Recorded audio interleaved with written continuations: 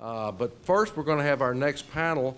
It's entitled 300 Years Later, Still Gone to Texas. And those history buffs in the room will recall, back in the day, that was a common thing, particularly after the war between the states, or the War of Northern Aggression, sometimes known as the Civil War, that the folks, when they were burned out or the war was over, they had carved GTT on their front doors, Gone to Texas.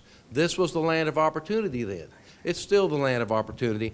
And so we thought, what a place to talk about the future of the economy and economic development, the Nacogdoches, Texas, the oldest town on our tricentennial. We have a great panel to do that. But before we go to the panel, we do have a historical guest here with us today. It's going to make Senator Creighton a little nervous because he is married, but she looks kind of familiar to him, and she's in a wedding gown. Relax, Brandon. You're going to be okay. Appreciate but that. This is Annie Watkins married Jesse Millard in 1897. And they started a dynasty that's still here in Nacogdoches today through Millard's Crossing, historic village on the north side of Nacogdoches. And she's here with a special invitation for each and every one of you. Please welcome Annie Watkins.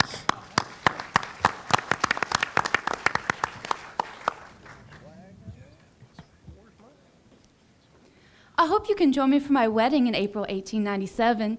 Jesse Miller and I will be wed right here on his family's land, just north of Nacogdoches. This has been Millard's land since Jesse's granddaddy come here almost 100 years ago in 1805. We're going to raise our crops and cattle here and our family. At the wedding, there's going to be music and flowers and a cake made by my mama's recipe. Everyone's going to be there. Well, between Jesse and I, we're related to practically everyone in Nacogdoches. I can't wait to see you at my wedding in 1897 at Millard's Crossing.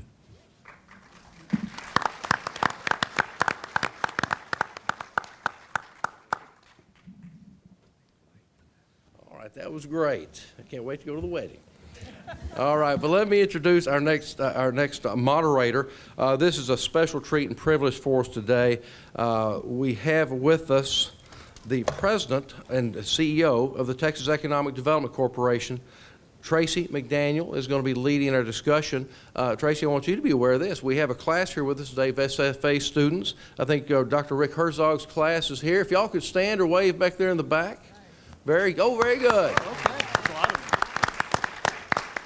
So hopefully in that crowd of SFA lumberjacks, we have some brave entrepreneurs that will help continue to grow the Texas economy. And without further ado, Tracy McDaniel.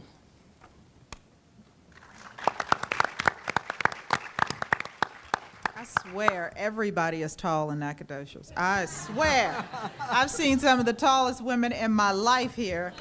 And, you know, I've never looked up so long. It's like every time I see somebody, it's like, hi. All right, good morning. I'm glad to be here. Sorry about that, but it's true. I'm President, CEO of Texas Economic Development Corporation, which is called, we operate a program called Texas One. And Texas One is a 501c3. It's a privately held corporation. We work with Governor Abbott's office with their Economic Development and Tourism Division. We are a public-private partnership when it comes to marketing the state for business development to attract jobs and investment to our great state. And what we do is simple. We market, promote Texas as a premier business location around the globe. We want to shed light on the state's business climate with the goal to attract and retain businesses for job creation and foreign direct investment around the world. So we are traveling a lot, as you can imagine, but we have a very integrated approach and a research-based approach at how we really generate those leads and generate awareness about our great state. At this time, I would also like to recognize Nancy Wyndham, who serves as the secretary of our board of directors. Say hello. She's giving me the eye. But she is on the board of the Texas Economic Development Corporation. So I'm proud to have an opportunity to work with her. But I'm also proud to be in Nacogdoches today, the first Texas town to celebrate 300 years in existence. As Texas's oldest town, Nacogdoches has seen the Lonestar State grow from an untouched wilderness to an economic engine that it is today. Nacogdoches has 3 more flags than the state's 6 flags, totaling 9 that have flown over this great town. Now, that's amazing. We always brag of our facts here in Texas and happy to talk about our rankings, but not too many towns can say that. Nacogdoches is considered one of the most historic towns in Texas and offers a wide variety of attractions for visitors. Today, Texas is the 12th largest economy in the world and an untested powerhouse for business. Texas is the best state for business for 11 straight consecutive years, and this is a ranking given by Chief Executive Magazine. From our humble beginnings we have grown to attract innovation and innovative entrepreneurs and businesses, including 54 Fortune 500 companies, and we're also the second largest civilian workforce in America, totaling at 13 million industrious Texans. Our panel today will shed light on the ways that Texas has transformed over the years to become the thriving state that we know and love, and discuss what challenges we face to maintain our position in a global economy. With that said, I'd like to introduce the panel by name, and then I'll ask each of you to do your own introductions. And let's start by having a little fun. Once you do your introduction, I'd like for you to give a 60-second elevator pitch about the Texas Business Advantage. Why Texas to a prospective job creator, a company who's looking to relocate and they're considering Texas? What would you say? Let's start with you, Senator Creighton. Okay, great. It's great to be here. I want to thank the Nacogdoches EDC and Stephen F. Austin State University. I'm certainly proud to share this panel up here with this firepower up here at this table. I'm glad to be a part of it, but these folks right here could solve almost any economic problem. I represent Senate District 4, Conroe Woodlands area to the Louisiana border to Bolivar on the coast, and 64 miles of beachfront going east to the Sabine Neches. So proud to be here and served 9 years in the House, and I'm proud of the resiliency that Texas is showing through this economic climate that we're in. Comptroller Hager said it well over the past few days in that oil and gas is such a cornerstone of our economy, and we're so proud to have and blessed to have that as a presence in our economy. At the same time, we're more diverse these days, and we crafted a budget to be resilient through this 2-year biennium. So I know that through each of the comments that are made, we'll talk about tort reform, we'll talk about the business climate being still the #1 private sector job creation engine in North America. We hold that distinction today. Oil and gas is 14% of our GDP and 5.9% of our tax revenue. So we're going to be fine, but do we have rose-colored glasses, and how long is too long if oil and gas continues to remain on a downturn? And I think that's what we'll talk about today. Thank you for having me. Sure. Thank you. My name is Chris Patty. I represent House District 9, live in Marshall, so I'm a neighbor to Nacogdoches. Actually grew up in Carthage, Texas, just up the way. Represent 6 counties, basically one county wide, straight up the border of Louisiana: Sabine, Shelby, Panola, Harrison, Marion, and Cass counties. So I'm the one protecting that border, which on occasion is equally as dangerous as the one that we spend. Good job, Chris.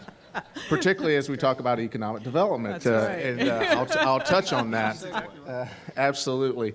But I'm serving my 2nd term, and thankfully we'll be getting an opportunity to serve in my 3rd term coming up. As far as areas I've been focused on, currently serve as the Vice Chair of the House Energy Resources Committee. I've served there for 2 sessions. Also serve on transportation. And certainly that's a big issue. Also relates to economic development, and you're going to find a common theme. All of these things work together when we talk about economic development. And so happy to work and be here today with these guys who have a lot of knowledge and share a little bit of insight, and particularly on the uniqueness of the area that we're here in East Texas, because we have some unique challenges being bordering Louisiana.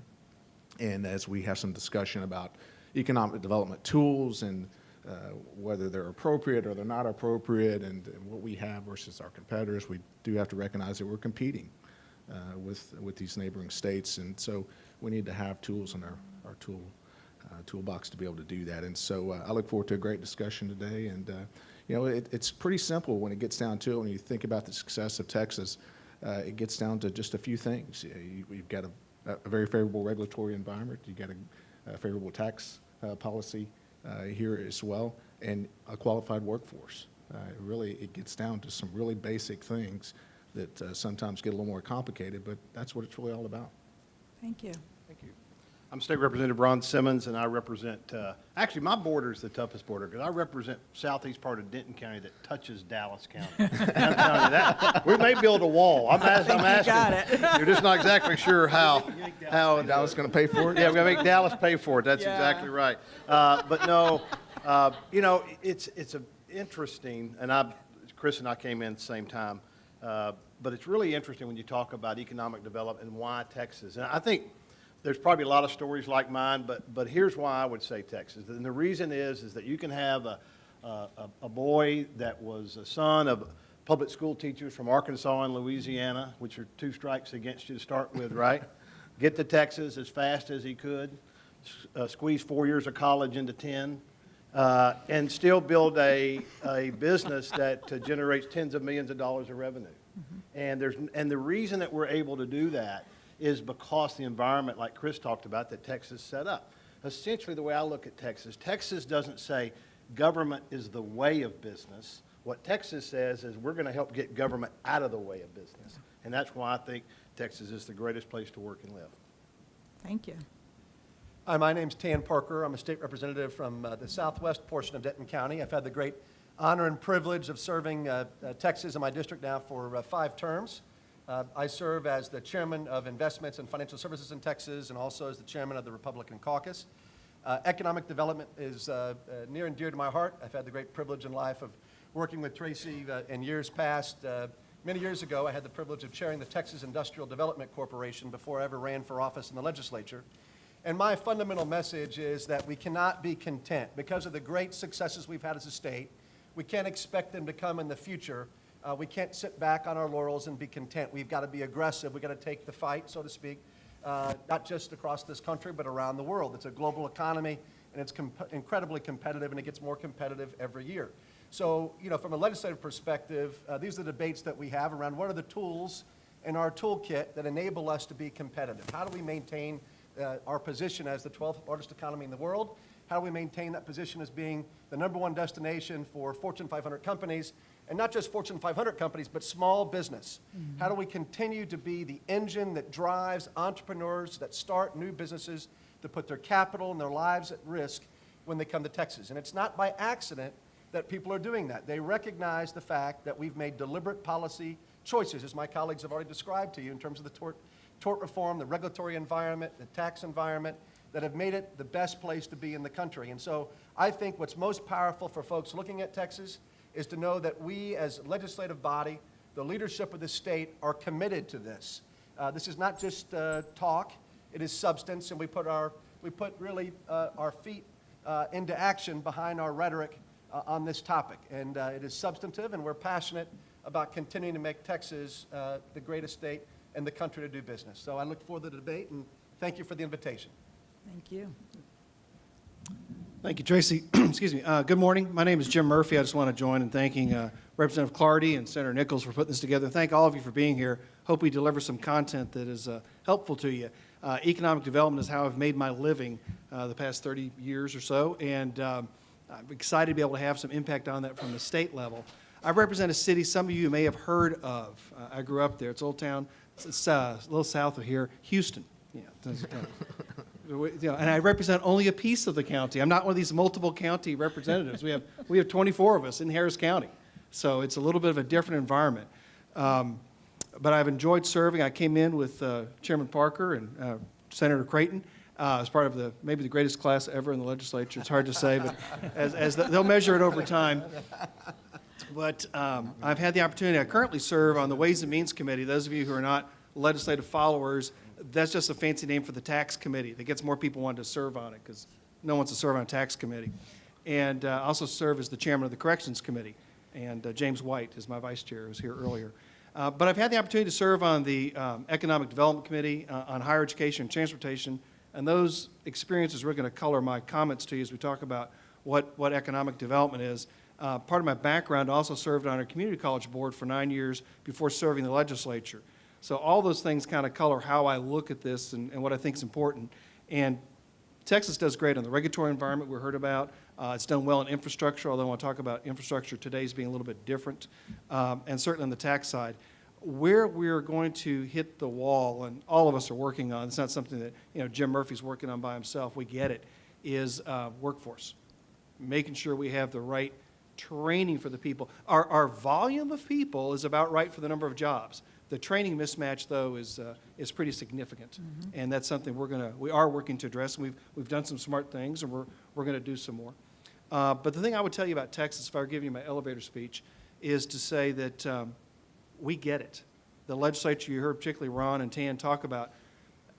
So I'm a Republican. We get on the House floor, and if I say to my Democrat colleagues, "Hey, y'all, that's gonna really hurt business," they go, "Wow, really?" Okay, I'm with you, Jim.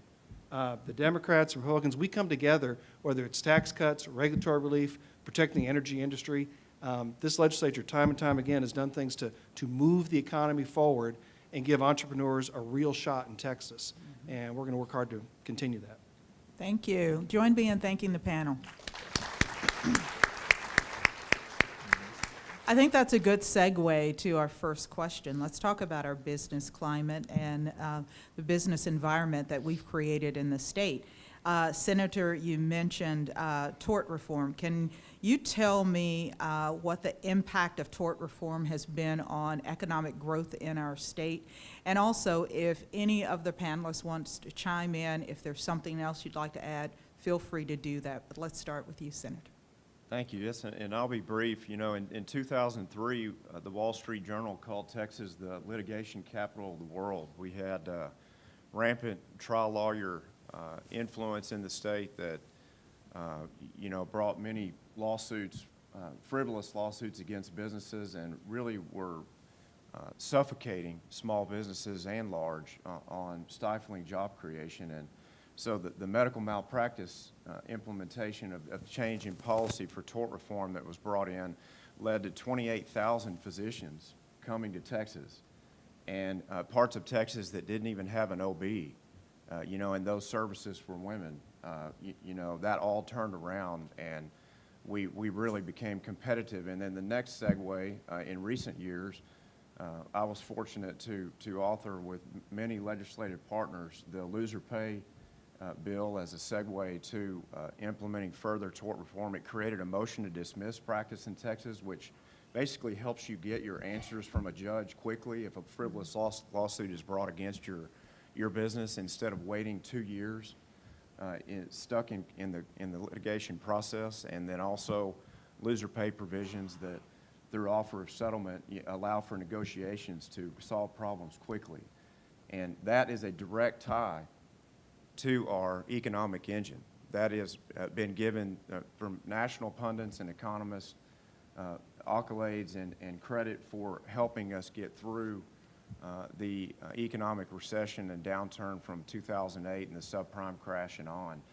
And I know we'll continue to stay at the forefront, all of us here as a partnership in the legislature, to make sure that with that particular topic that businesses know, as AT&T found with 1,000% greater litigation cost in Illinois than it had in Texas, that companies understand that, and CEOs deciding where to relocate, looking at Texas, understand that we are business friendly. At the same time, we safeguard the public, never stifling one's right to enter the courthouse to protect their rights, but also knowing that we understand how these policies fit together. And the nation would like us to have and follow a national playbook. Really, that should be the other way around, as those around the country and state legislatures are watching Texas and modeling these policies, thanks to the leadership of TLR and those that are willing to listen. Any other comments? Well, I'll start by, let's talk about incentives. Because we know that can be very controversial. We read about it every day. Are companies really moving to locations for incentives only, or are there other opportunities that we can avail to businesses who are looking to come to a location? So I'll start with you, Representative Murphy. What role do incentives play in the retention and also the attraction of companies?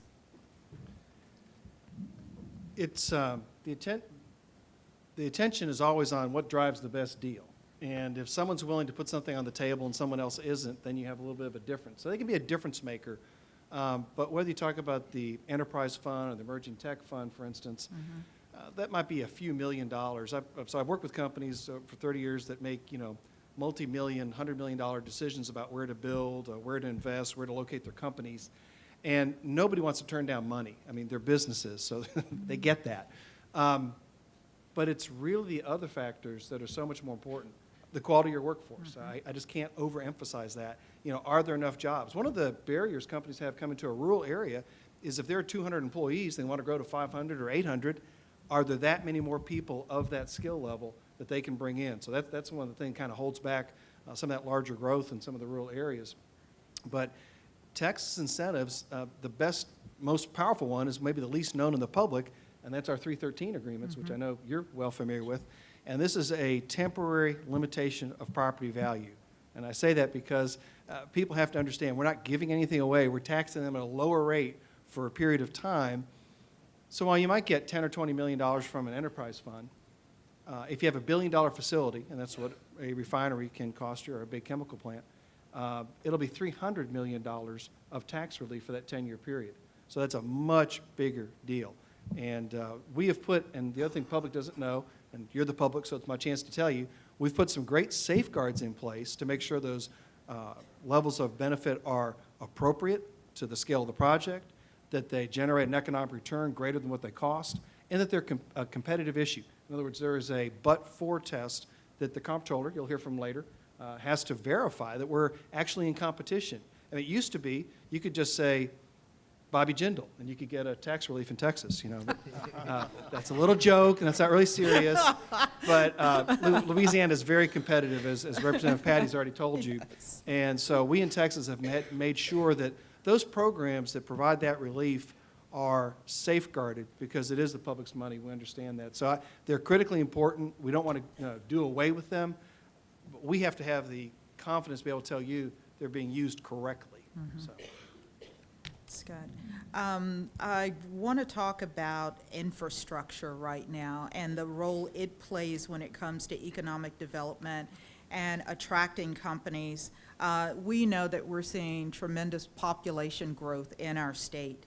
And does that have an impact on infrastructure? And if it does, how is Texas addressing those needs? And Representative Simmons, can you help me kind of shed some light on this question? Thank you very much. I'm privileged to serve on the Transportation Committee with Representative Patty and serve as the chairman, subcommittee chairman of long-term transportation planning. So it's a big project and it's a big idea, and working with Senator Nichols and his long-term knowledge, you guys, as you know, what type of wonderful job he's done.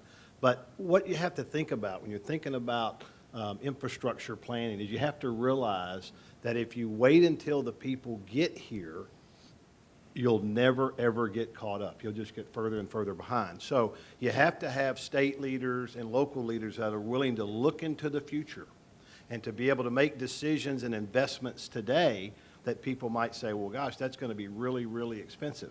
And one of the things the state does, though, to help that out is like what we did with the water plan 2 sessions ago, where we set aside money that local authorities and local municipalities and regional water authorities could borrow money at very, very low rates. In fact, even have some incentive to delay some payments so they could go ahead and build these projects now, even though they're not generating water revenue for those at this time, and be able to have those projects come on board as the population dictates. And we have to do the same thing with roads. We have to make the investment with roads today, even though it might seem in some cases, although if you live in Dallas-Fort Worth, believe me, we need them yesterday, and Houston, I'm sure, but in some cases we may not, because it's not only about, congestion is a big issue, but if we can't move people and freight to and through places like East Texas and West Texas, then it's going to hurt our economic development. And that's something actually that is a core function of government, is infrastructure, and we need to be willing to make the investments that are necessary to do that. Thank you. Yes. Just add on to infrastructure. I want to just kind of mention, I mentioned earlier on infrastructure, the notion of how it's changing. And this is sort of where it's challenging for us as legislators. So we all know that you got to have fiber connectivity for the internet. You know, and so who's going to lay that fiber, and how are we going to make them pay for it? How do we ensure it's out there? How do we get better cell phone service around here? That's another issue I got for you. But, you know, those are the things that come up. And when you have those kinds of concerns and you're trying to grapple with, you know, how you make that happen or cause that to happen or facilitate that happening, that's when government really has to kind of stand the test. It's things like the electrical grid. We had a company relocate to us. It was a BMC Software some years ago. And we told them we had a 99.9% reliability of electricity. And they said, that's really not good enough. Really? And really? Yeah. It was really. And so they had to have, you know, 2 redundant systems and a backup. And so industry's requirements are sort of beyond, particularly when you get in the high-tech world, of what the average person might think. So we have to, as legislators, think about how that gets translated. I don't have any snappy answers. I'm just telling you those are things we have to be working on. That's good. Representative Patty, economic developers around the country are focused on a skilled workforce, and they all say they have it, right? But when you talk to employers, the employers will tell you that there are gaps. They can't find certain people with certain skills. So how do we work to close the skills gap in Texas? And is there a need for collaboration to do that with industry, local government, academia, et cetera? Absolutely. That is to me, it is one of, you could probably even argue that it may be the top issue as it relates to economic development, because at the end of the day, you can offer the incentives, you can have good quality of life situation, those type of things, but as it was mentioned a little earlier, they've got 200 employees, want to expand to 500, 800, whatever it is, and they're not there, they're not coming there. And it does take us all working together, and I was listening to the education panel earlier, and they kind of alluded to some of this as well, that we have to continue to work together, and industry is a part of that, because we should be looking to industry to say, what do you need? You know, one of the things as we speak about higher education, since we're on the campus here today too, we do a really good job of getting people college degrees. You know, we were very focused and continue to be focused on getting folks college degrees. The problem is they're getting degrees in things that we don't need. And so they're getting this expensive degree, and they're working at a local restaurant, which is fine if that's what you want to do, but that's what they're doing. I'm blessed in my district to have a TSDC campus, which has done a terrific job, and it is an asset that allows us to do and attract a lot of great things. And even in the way they're structured and they're funded, they've actually said, you know what, we want to be paid not by the fact that you're sitting in that seat, is that we got you a job. That's you pay us when we get this guy a job. I think that's fantastic, and it's been very, very successful. We see situations where partnerships with local ISDs where we should absolutely, from a facility standpoint, it just makes sense. We should be collaborating. We should be bringing, in Marshall, where I live, we have a local private university, East Texas Baptist University, that just partnered with MISD to create Maverick University, that's the Marshall Mavericks, where those students will have an opportunity to stay on that high school campus. Those professors will come to the facilities on that ISD and teach those college-level courses. Those kids will have an opportunity to earn a lot of credit that is greatly discounted, by the way, getting to the issue of affordability, which was mentioned earlier as well. So it takes industry, and we've seen that. We've seen local, Eastman Chemical is a big employer in my district as well. They partner tremendously with local ISDs and to make sure that they have the proper equipment in their career and technology departments to train these folks for process engineer type positions and things of that nature. And so yes, it does do that. And most of all, we need to be reacting to the market. Yeah. And in cases where we have higher education facilities that are offering certain degrees, I think we really got to look at, should we be doing this? There's no jobs for this. Right. Shouldn't we be doing this? And so I think as it changes so rapidly, it was mentioned earlier today too that, we have kids that my kids are 14 and 11, but they're going to graduate. They're probably going to potentially be competing for jobs that we don't even know what they are. They don't exist today. And so, you know, what are those marketable skills that they need to be getting today? And so I know I'm all over the place on this, but it does, because it takes every bit of that. It takes industry, it takes higher education, it takes the ISDs collaborating and working together to make sure, how do we meet the needs in the future so we do have that skilled workforce? That's good, thank you. Representative Parker, you know, one of the things that we've seen, and I think it's really helped the Texas economy, is our diversification.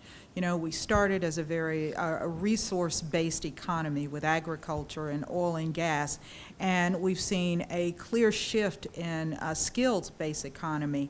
How do we, what are some of the lessons learned in the 80s that benefit us today? And are we poised not to see a repeat? Well, it's a great question, and as everyone knows, you know, with oil where it's been here the last better part of a year, we're very concerned about this issue of diversification in our economic base. And the reality is that we're very different today in 2016 than we were in the late 80s, when we were much more focused exclusively almost in many sectors of our state on the oil and gas sector. Today we're much more diversified, and I think that's a big, big plus. It's one of the reasons why we're much more resilient, even though oil obviously is in the 30s today, the low 30s. And the reality is that I see us having an ability to be very competitive going forward because of our focus on new areas of innovation. So for example, I see tremendous growth opportunity in the financial services industry.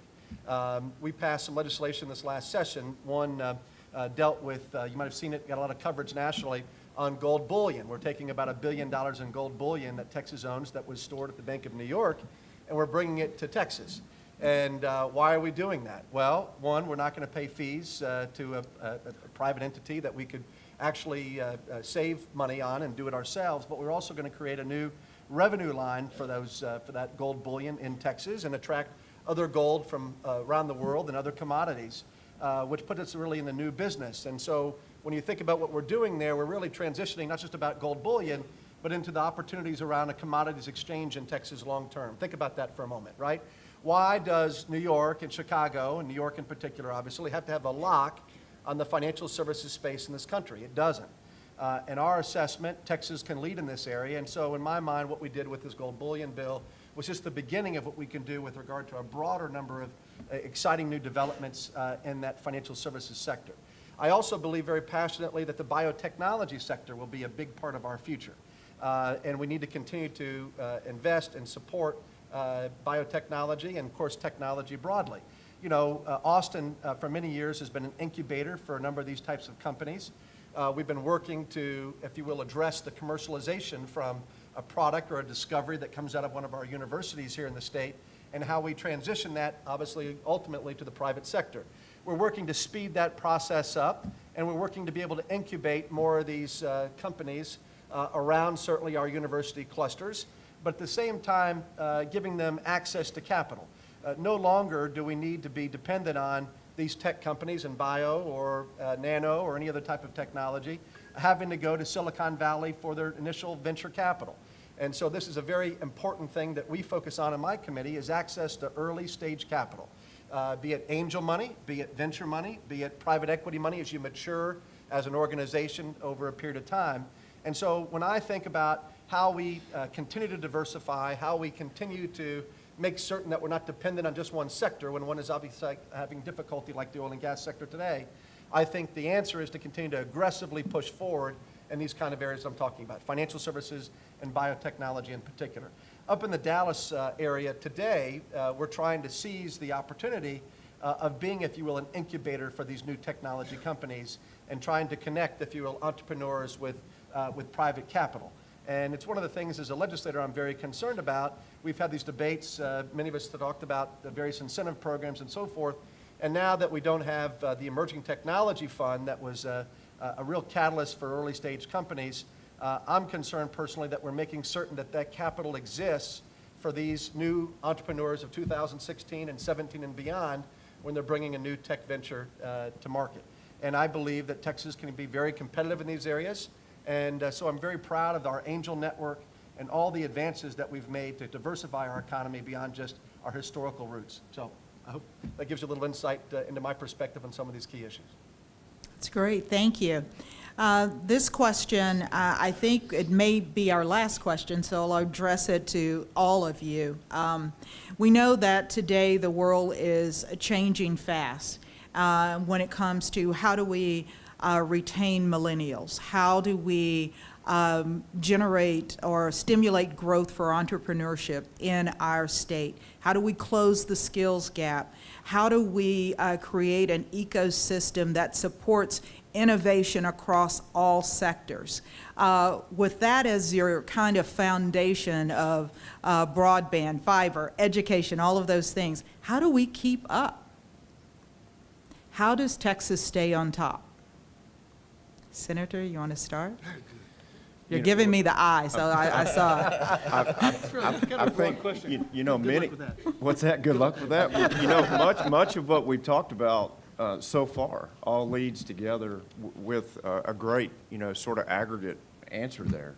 The policies that have been implemented in the Texas legislature in recent years compared to the billions of dollars upside down that New York state legislature, California state legislature, and you know, Michigan, as an example, not following Texas's lead, but following the ways of the federal government and Washington, are exactly the example of how our founders intended it, where the states, you know, provided through the entrepreneurs and local policies the incubator and the sort of individual experimental process for whether or not the rest of the nation would follow suit with good policies or say, you know, we see what other states are doing there and that's not working, so we're going to be set apart here in Texas. And providing a strong workforce and an education framework that supports statistics like we see today, which for on-time high school degree graduation, we're at 88.3% in Texas, 6% above the national average. College readiness and postgraduate degrees is up 60% among African Americans, Hispanics, and we lead the nation in the place where women can start a business. Those kinds of statistics are really strong for the future of this state. And obviously it's working because through the downturn of the economic recession in 08-09, we created over 60% of the nation's private sector employment for several years in a row. And now even today, 9 of the 10 top cities in America to start a job or create a business, excuse me, 9 of the 10 best cities in America to create and start a business are in this state. So I think that the policies we have in place, as Representative Patty mentioned, that's the toolbox. And then as legislators and as people in government, we get out of the way, we go back to our regular private sector jobs, and we let the entrepreneurs and the next generation leadership that's sitting in this room go do their work, and we stand apart. Albert Einstein said, if you want to follow the crowd, you'll become part of the crowd, and you'll end up just like the crowd. But if you're prepared to walk alone, you'll find yourself reaching great heights and great destinations. And I think that's where we are in Texas compared to 49 other states, and that's where we are in comparison to D.C., and they ought to look at our playbook. Amen. Amen. That's what I say every Can we day. just say ditto Check and us get on out. with it? No, and rather than repeating a lot of that, I think that was very well said. But I think when we ask ourselves the question on a lot of these issues, what can we do or what can government do? In many cases, is we should continue to do less. And that the biggest thing we need to do is stay out of the way. We need to stick to the fundamental, the basic functions of what we really should be doing, and making sure that that there's a level playing field there, that you're not harming your neighbor. Some really basic things: investing in infrastructure, setting up that framework, making sure we have a good regulatory environment. Tort reform was mentioned. All those things, and then we need to step back and let people do what they do. That's what's made this country great, and so that's what we need to do. Now, the millennial thing, you got me. I got a 14-year-old at home, and I just want to pinch his head off most days. And I mean, it's just different. And it was mentioned earlier as it relates to education. I think that's one of the biggest areas I see is that, we gotta when kids show up at school, it can't be like getting on an airplane where they tell you to power down all your technology and you can turn it back on when we get there. You know, that's crazy. Our kids use this stuff every day, all the time, too much, in fact. I mean, my kids have iPhones, iPads, you know, PlayStations, you know, all these things. If I can't do something, I just ask one of my kids, and they can figure it out for me. And so, you know, it's just it's a different world. They care about different things. They're motivated by different things. And gone are the days of standing in front of a classroom and lecturing to kids. I mean, they just won't have it. And so we have to continue to embrace technology and these future opportunities that Tan mentioned as well. I mean, those are really interesting things. I recently had an opportunity, did some work with Uber and some of these rideshare companies last session, and I recently had an opportunity to visit one of their offices, which is really interesting. First of all, you have to like sign a lot of paperwork before you even walk in there to say that you swear to not you know, do all these things. But you go in there and there's just these young people everywhere, and there's sofas over here and some bean bags over here, and there's iMacs everywhere, and they all have earbuds in, and they're looking at whether it's a laptop or whatever the case is, not talking to each other at all. I mean, but they're doing all these things, and you know, there's millions of dollars worth of activity going on there. And they talked about how they would love there to have 500 more people. This was in Austin. And a lot of it would be people that are engineers and back office type stuff and things like that. They would love to bring that there too. And the thing about it is that can go anywhere. I mean, that could go to Marshall, Texas, if you wanted to, if you had the infrastructure from an internet standpoint to be able to do that. But it's really exciting because it really puts. No longer is it just a big city thing, too. I mean, you could create a market for this just about anywhere. So it's exciting stuff. I don't understand all of it, but it's really exciting stuff. And I know my kids do, and so that's all that matters, I guess. But Thank you. Well, first of all, I'm a little disappointed, and this is pretty unusual, but I'm a little disappointed in Representative Clardy that he did not mention in the introduction that in my first session, I started every Thursday, we would honor the Stephen F. Austin Lumberjacks by wearing purple. Oh. And, I mean, we continue to do that. There you I mean, go. that's Purple Thursday, and, you know, I don't know why he hasn't reported Objection, that back to objection, this is y'all. just not true. Not true. We do have Purple Thursday, Representative Murphy. Is that true? True or false? That's a true or false question, yes. You might say that's true, but there's Yeah. more to that story. But anyway, on the, you know, it's interesting even though I look the youngest up here, I actually have the oldest. I actually have the oldest children. I have a 33-year-old son, a 30-year-old son, and a 24-year-old daughter. Now, again, Arkansas, you got to get the fourth cousins first, otherwise you're left with the first cousins, and things don't work out that well. So, I've actually raised children in the environment, and my daughter actually went to a East Coast university and still came out conservative. In fact, she has a blog that you ought to look at called The Conservative Millennial. Oh, and nice. I think the chances for the future is really, really bright because like Chris was saying, these young people, and you guys can vouch for it, they want the same things I wanted. And you know what that was? That was a chance. I wanted to live in a place where I had a chance. My mom and dad really believed in education. Obviously, they were school teachers, but they didn't make much money. They weren't entrepreneurs, but that was, for whatever reason, that was inside of me. And I didn't know anybody when we moved to Dallas. I did not know one person. I took a job at a bank in their trust department, but I began meeting all of these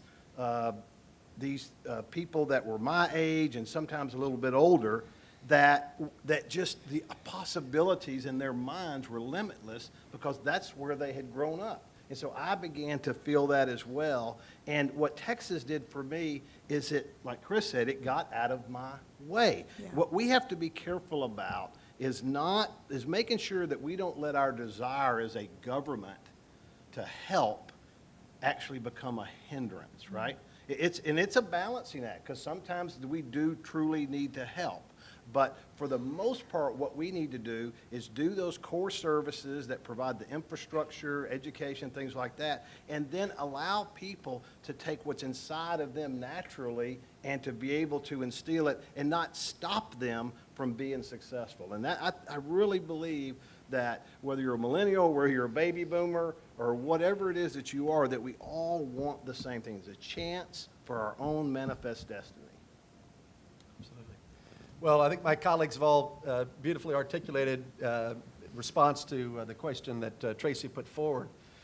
You know, give a couple different thoughts, a little bit slight different take on things. One, I would tell you that, you know, to wrap this thing up, you need to look at the fact that thematically over the course of the last couple of legislative sessions, what have we been doing?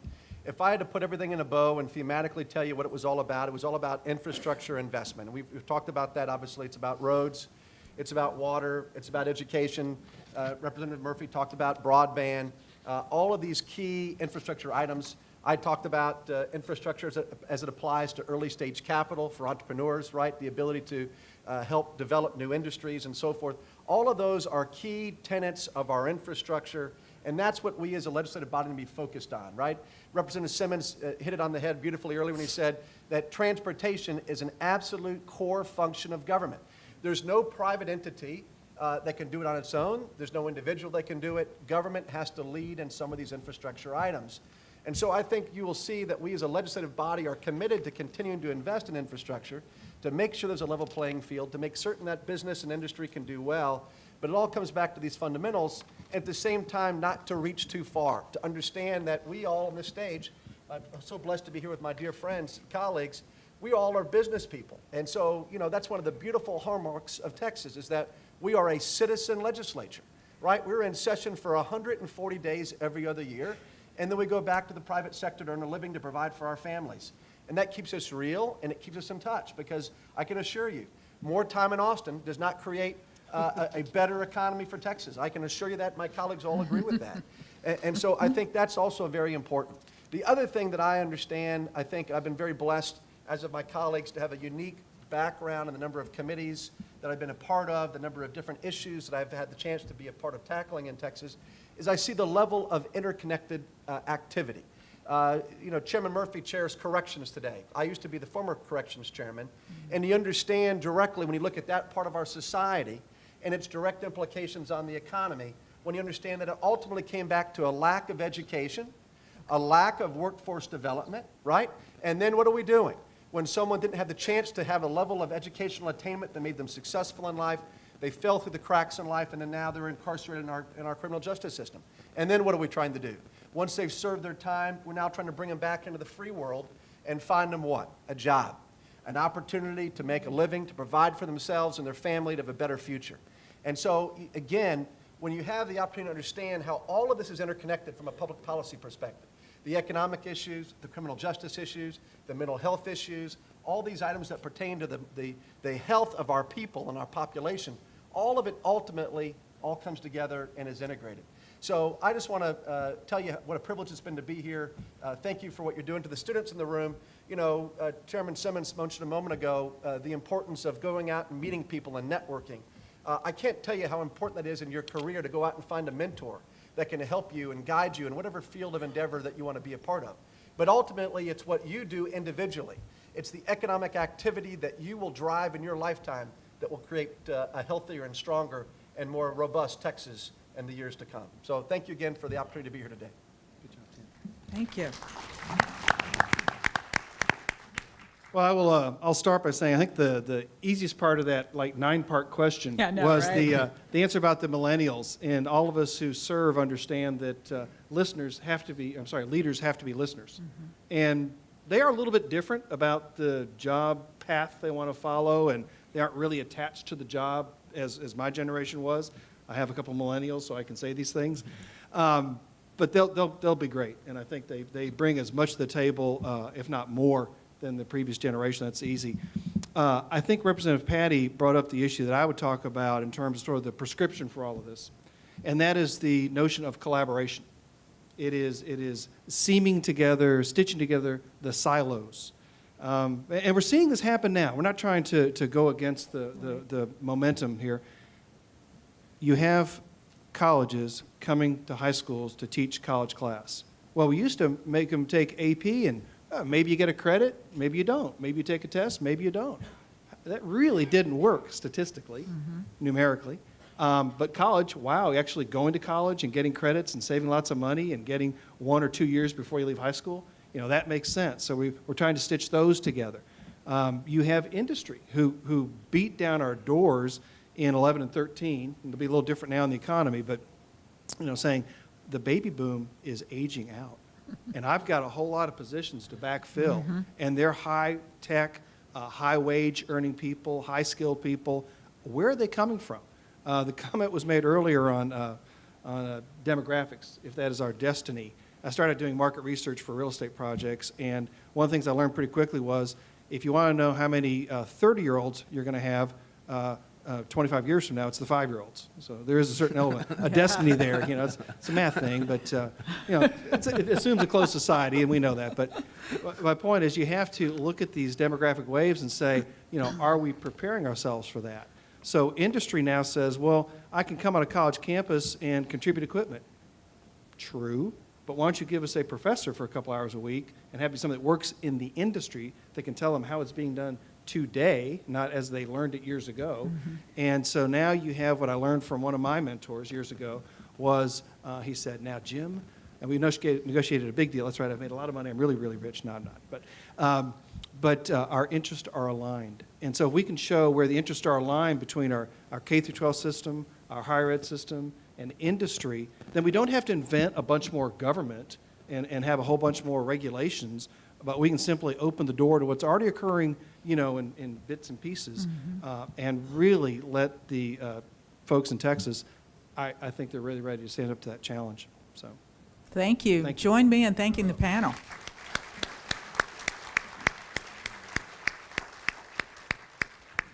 I'm going to say this because when I was sitting here, I was just like so proud, right? 4 years in New Jersey. It wasn't a sentence. I chose it. However, I was bragging about the Texas leadership and what I heard today each and every day I was there. They never got sick enough of it to kick me out. But it's the truth. It takes this type of leadership, collaboration, and thought leaders to make this economy where it is. And I want to personally thank you to have an opportunity to not only be a part of it, but come back home and help to make further contributions and serve this great state. So thank you all again. I think it's great. I hope you all have gained some insight to economic development and the state of it in the great state of Texas, and also understand what our competitiveness is, what some of the challenges that we face, but more importantly, look at the fact that Texas is an innovator and leader in economic development, and our goal is to stay on top. So I want to thank you all for being with us this afternoon, and at this point, I think I'm turning it over, right? All right. Thank you, guys. And let's give Tracy McDaniel a warm round of applause. Thank you, Tracy. Great job moderating this panel.